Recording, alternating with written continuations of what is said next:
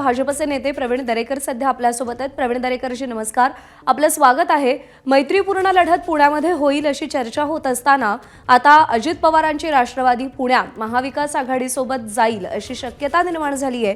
भाजपची भूमिका काय असेल पुण्यात?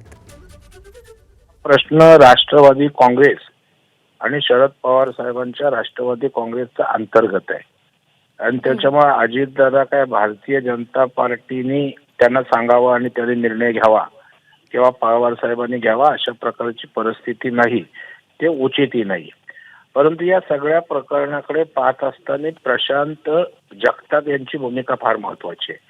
कारण प्रशांत जगताप यांनी विपरीत परिस्थितीमध्ये शरद पवार साहेबांची साथ सोडली नाही, विचारधारेची जी काय त्यांची असेल त्याची साथ सोडली नाही आणि म्हणून कार्यकर्त्यांचा विचार प्रशांत जगताप करतायत। आपल्या पक्षाच्या कार्यकर्त्यांना न्याय मिळाला पाहिजे ही त्यांची भूमिका आहे आणि मला वाटतं तीच भूमिका राष्ट्रवादी काँग्रेसच्या दृष्टीनं महत्वाची होईल। परंतु आता ज्या पद्धतीत भारतीय जनता पार्टी शिंदे साहेबांच्या सेनेला त्या ठिकाणी जनाधार महाराष्ट्रामध्ये प्रचंड प्रमाणावर मिळतोय, त्यातनं आता वेगवेगळ्या प्रकारची समीकरणं पुढे येत आहेत। जसं की आता मुंबईमध्ये काँग्रेसची विचारधारा वेगळी, काँग्रेसने आयुष्यभर बाळासाहेबांच्या विचारधारेला त्या ठिकाणी शिव्या घातल्या, बाळासाहेबांनी काँग्रेसच्या विचारधारेवर त्या ठिकाणी जाहीर टीका अनेकदा केले, ते आता काँग्रेसने ते एकत्र आले होते।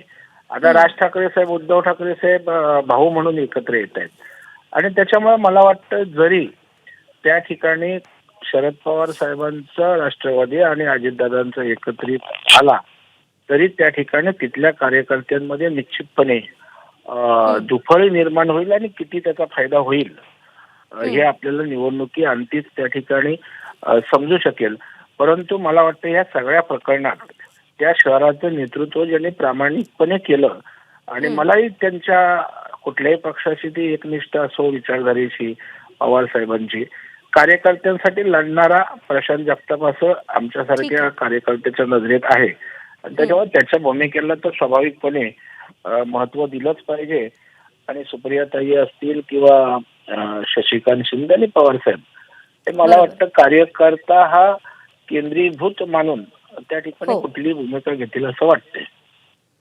आभार आपले दरेकरजी, आपण सविस्तर बातचीत केली त्यासाठी। एबीपी माझा, उघडा डोळे बघा नीट।